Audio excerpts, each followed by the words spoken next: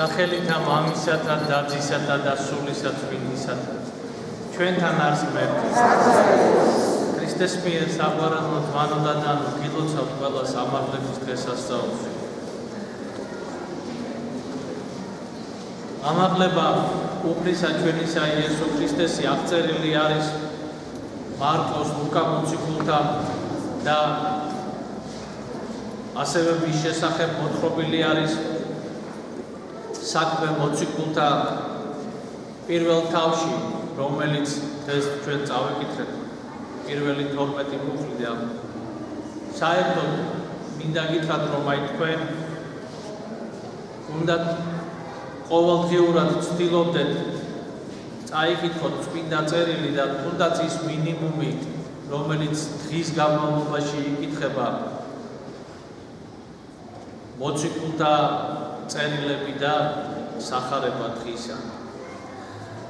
და საქმე მოციქულთაში მოთხრობილია თუ როგორ ამაღლდა მაცხოვარი ზეცად, მაგრამ მანამდე 40 დღის განმავლობაში ის ეცხადებოდა თავის მოწაფეებს და ცათა სასუფეველის საიდუმლოებებს აუწყებდა მათ. ანუ იმ სამყაროსი, რომელიც კაცთა თვალთაგან არის დაფარული, ამის შესახებ ეუბნებოდა მათ და უთხრა მათ, რომ თუ იოანე ნათელს სცემდა წყლითა, მათ ნათელ ისინი ნათელ იღებენ სულითა წმინდითა, რომელსაც უნდა დაელოდონ იერუსალიმში და მოემზადონ ქადაგებისათვის ღვთის სიტყვისა სამარიაში, გალილეაში, ყოველსა ქვეყანასა ზედა და ვიდრე დასასრულამდე ქვეყნისა. ანუ სიტყვა უფლისა ქვეყნის დასასრულამდე იქადაგება და ითქმის. და კიდევ ერთი ძალზე მნიშვნელოვანი ფრაგმენტი ამ საკითხავისა არის თუ როდესაც მაცხოვარი ამაღლდა ზეცად და აკურთხებდა მათ და კურთხევასა მისა შინაო ასე მძარემ წმინდა წერილი, ანუ მან აკურთხა და ამაღლების ჟამსაც აკურთხებდა მათ და ეს არის ნიშანი იმისა, რომ უფალი აკურთხებს თავის სამწყსოს ზეციდან და აი როდესაც ამაღლდა, მაშინ იხილეს მოციქულებმა ორი ანგელოსი, რომელიც ეუბნებოდა მათ, რომ რას გახართ აქო, წადით იერუსალიმში და იქ დაელოდეთ ქრისტეს, რამე თუ მისი მეორედ მოსვლის ჟამი იქნება ისე, როგორც მისი ამაღლება, ანუ ზეციდან იქნება ის გარდამომავალი სახილველად ყოველთა კაცთან. და თუ მოწაფეებმა მაცხოვარი, ესე ვთქვათ, გააცილეს ზეცისკენ, ჩვენ ქრისტეს მიერ საყვარელო მაცხოვარს ველოდებით ზეციდან გარდამომავალს და მისი ზეციდან გარდამოსვლის იმედით იცხოვრეს წმინდა მოწამეებმა, იცხოვრეს ღმერთშემოსილმა მამებმა და მთავრებმა და ნეტარმა და მართალმა ღვთის მოყვარე ადამიანებმა და უბრალოდ მორწმუნე ეკლესიის წევრებმა და ჩვენც მათ მსგავსად ქრისტეს მიერ საყვარელო ამ მოლოდინით უნდა ვიცხოვროთ. ეს მოლოდინი უნდა გქონდეს ჩვენ სულში ღმერთის ქრისტეს მეორედ მოსვლის. ზოგს ქრისტეს მეორედ მოსვლა რაღაც ისეთ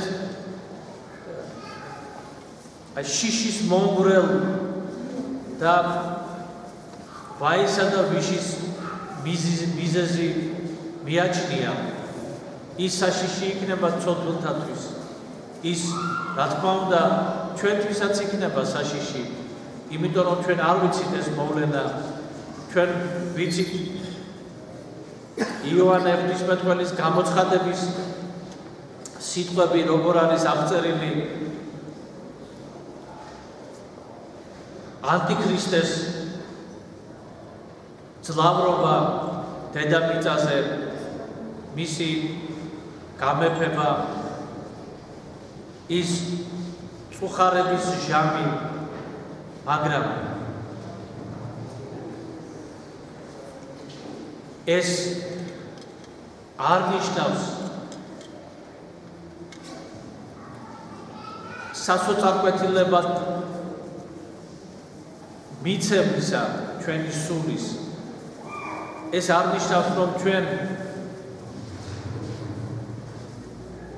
თქვათ რომ რა გვეშველება ჩვენ ზუსტად ვიცით რომ ჩვენი საშველი არის ქრისტე და რომ ქრისტე ძლევს ყოველივე ბოროტებას მან სძლია ეშმაკს და შემოსვა ბჭენი ჯოჯოხეთისანი და მეორედ მოსვლის ჟამს სამარადისოდ იქნება ეშმაკის მანქანება განკარვებული სამარადისოდ იქნება შემოსვლილი ზაკრობა ეშმაკისა და ჯოჯოხეთი იქნება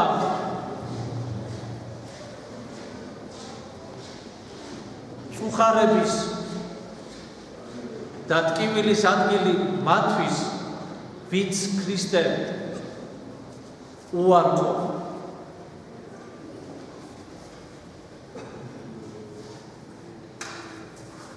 ხოლო მათთვის ვინც ქრისტეს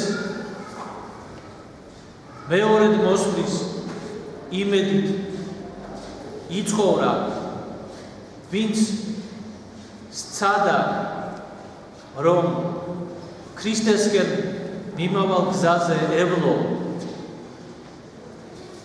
და ამგვარად დაასრულა თავისი სიცოცხლე ამგვარად მოესწრო იმ აპოკალიფტურ ჟამსა და ქრისტეს მეორედ მოსვლას მას უნდა ჰქონდეს იმედი გარდუვალი რომ უფალი ყველას მოგრის სიხარულს მოგრის იმგვარ ბედნიერებას რომელიც ადამიანს არ განუცდია წუთის სოფელში და აი ამიტომაც ამაღლება უფლისა მოციქულებმაც ასე აღიქვეს რამე თუ უფალი მათ განშორდა როდესაც ის იქნა ჯვარცმული და ჯვარზე მიიცვალა მათ ჰქონდათ შიში და მწუხარება მაგრამ 40 დღიანი გამტკიცების შემდგომ და დაპირების შემდგომ რომ თვალად მოვიდოდა მოციქულებს ჰქონდათ სიხარული და ისინი ელოდებოდნენ სული წმინდის გარდამოსვლას რათა მადლით და სულისა წმინდისა გამტკიცებულნი გაძლიერებულნი გაეგრძელებინათ ერთგული მსახურება ღვთისა სიტყვისა და ჩვენთვისაც ქრისტეს მიერ საყვარელო ეს ცხოვრება არის ჟამი ქრისტეს მსახურებისა და ცხოვრების ჟამს ღებულობ ჩვენს მათ სულისა წმინდისა ღებულობ მაშინ როდესაც ვინათლებით ღებულობ მაშინ როდესაც მონაწილეობთ ეკლესიის საიდუმლოებებში,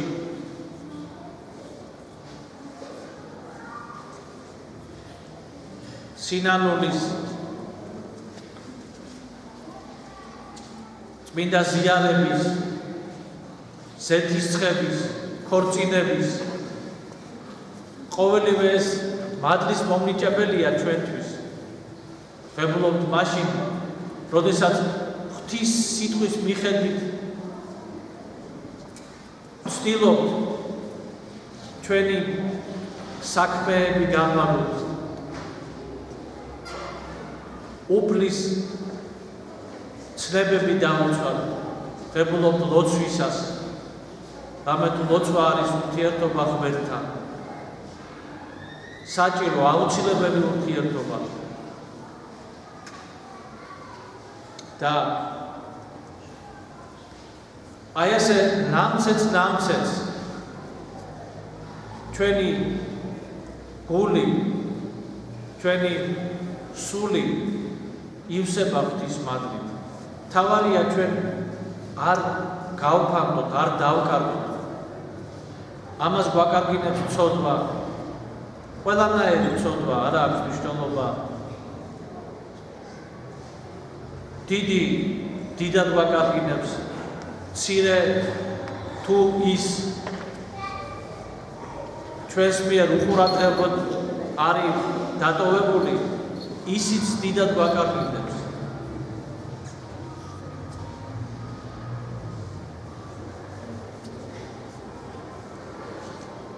და აი ეს უნდა ვისწავლოთ ჩვენ, რომ გაუხტილდებთ იმ მადლს, რომელსაც ვებულობთ ღვთისაგან.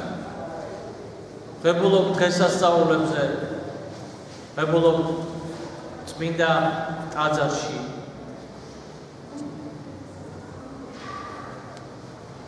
ლოცვისას ასევე როგორც თქვი, რამე თუ ლოცვა ღმერთთან ურთიერთობა. და ჩვენ უნდა ვისწავლოთ აი ამ მადლის დამარხვა. ამაზე არის დათქვამა, რომ როდესაც ადამიანმა იპოვოსო, განძიო, მან ყველაფერი გაყიდოს იმისათვის, რომ ეს განძი მოიპოვოს სრულიად.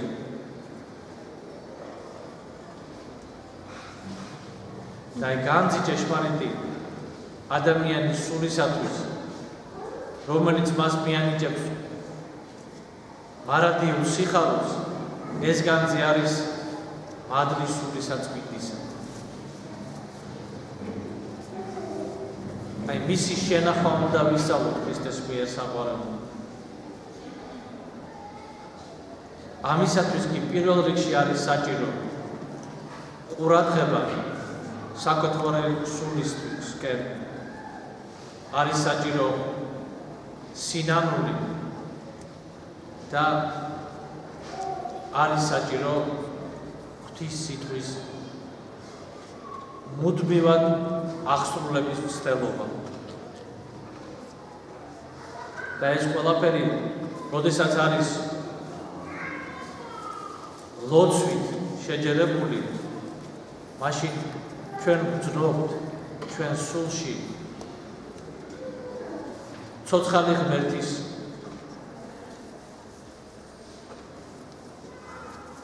სიახლოვეს.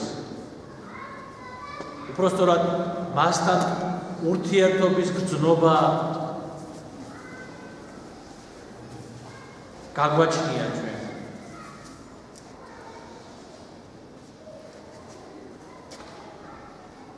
და ზოგჯერ ეს გრძნობა კიდევაც იკარგება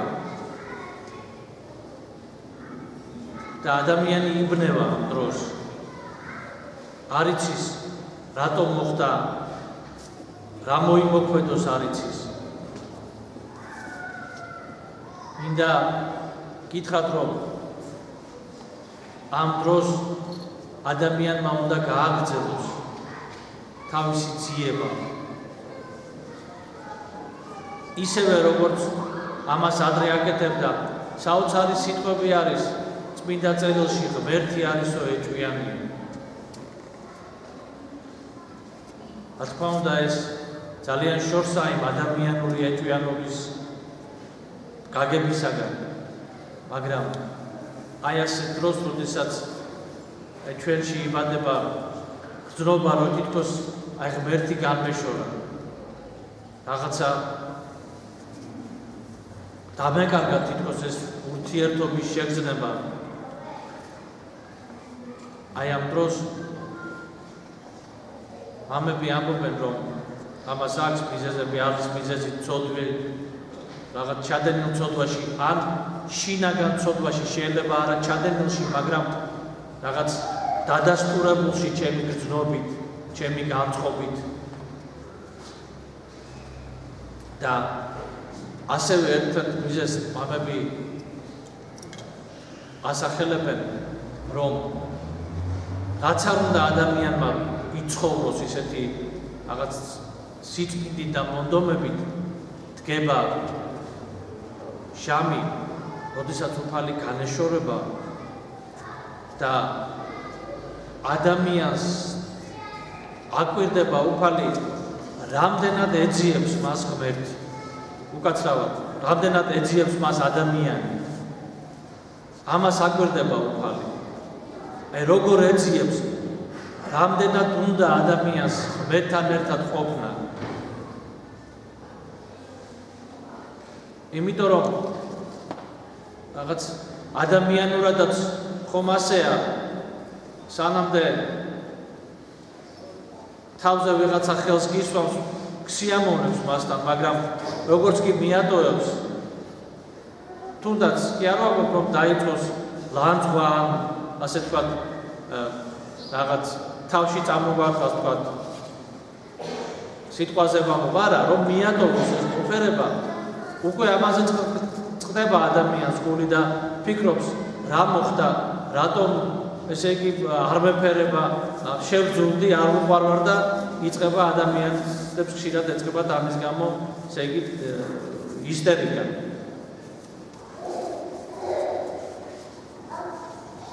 და მერე უკვე ეს ისტერიკა პირიქით უფრო ძიმე მდგომარეობაში აღდგებს, ცოტვასაც ჩაადენინებს რაღაც, ესე იგი ისეთ არაადეკვატურ ნაბიჯებს შეიძლება ნაბიჯებს დგამს ადამიანი ამ სიტუაციაში ხშირად. მას სურს რომ დაბრუნდეს ეს დამოკიდებულება, მაგრამ ხშირად ასეთ ვითარებაში საჭიროა მხოლოდ მოთმინება. დარჩე შენს ადგილას, გააგრძელო ჩვეულებრივ ის, რასაც აკეთებდი და ის ადამიანი, ვინც შენთან ახლოს იყო, ის კვლავაც დაგიახლოვდება შენ, ურთულოდ თავის სიახლოვეს და სითბოს კვლავაც გამოხატავს.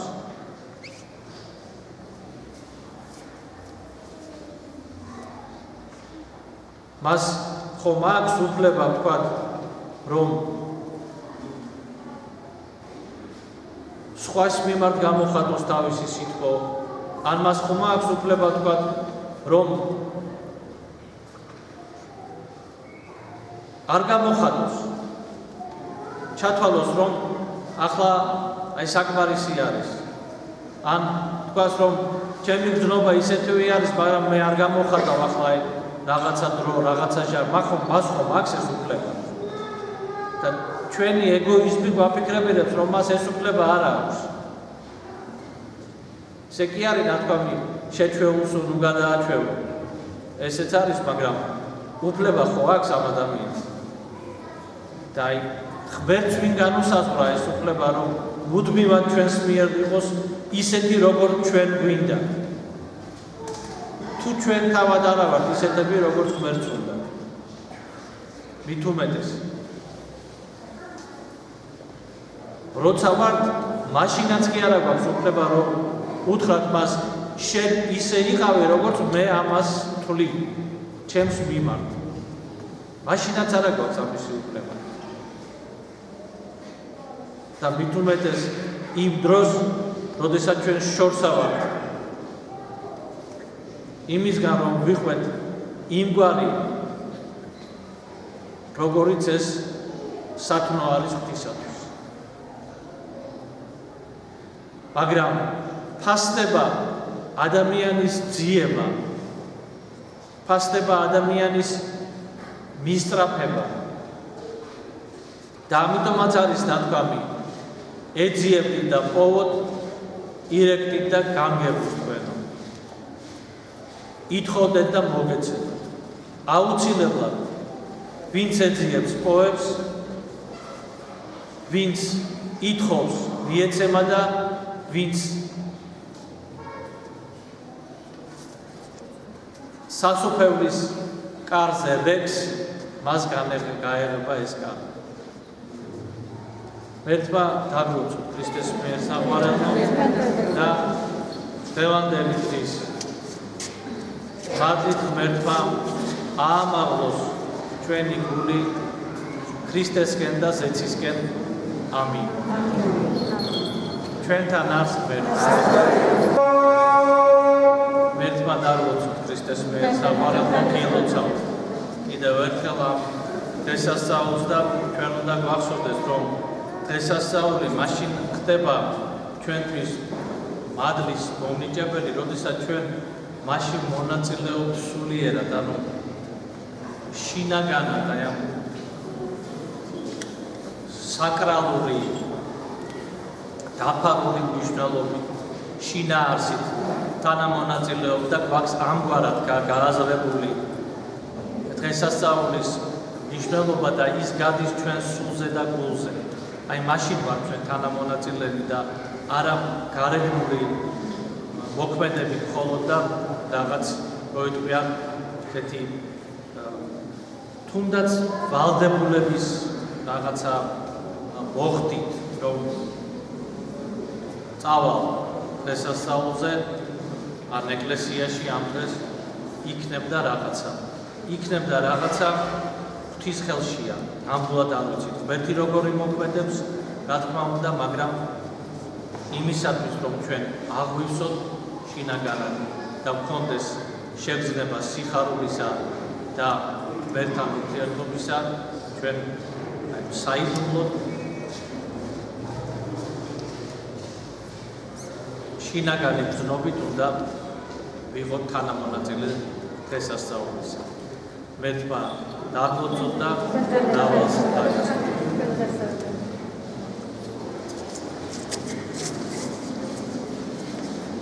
ასევე მინდა ვთქვა, რომ დასრულდა ეს каранტინის დღეები. ველოდებით, როდესაც ამოქმედება დაწესებულებები, კერძო საწარმოებები, საზოგადოებრივი ტრანსპორტი, ყოველ შემთხვევაში უკვე გაიჟღერა იმან, რომ შიდა გადაცემა პრაქტიკულად როიტყვია არის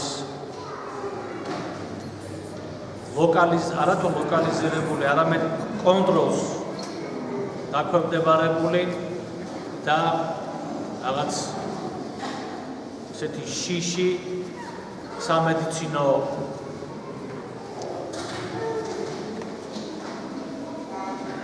სფეროს მუშაკებს არა აქვთ, რომ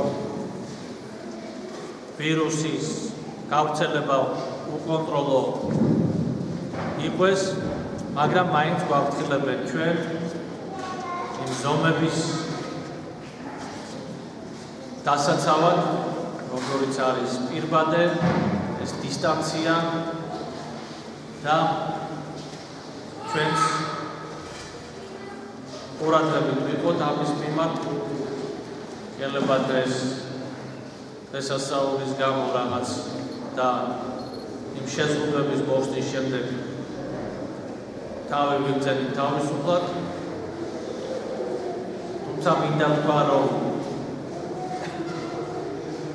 როდესაც ეს ნორმები დაწესებული ტაძარში იყო დაცული გაცილებით უფრო მეტი წესრიგი და ნაკლები ხმაური იყო და უბრალოდ თუ არ შესაბამისად თუ არ მოვიკეცით მაშინ მერტმა რა თქმა უნდა დაგვიფაროს რომ ეს ვირუსი კვლავ საშიშროება შექმნას ამ ვირუსმა საქართველოში და დაემუქროს ადამიანების სიცოცხლეს. მაგრამ ჩვენ ვიყავით ყურადღებით და ფრთხილად. მერტმა დაუწყდით.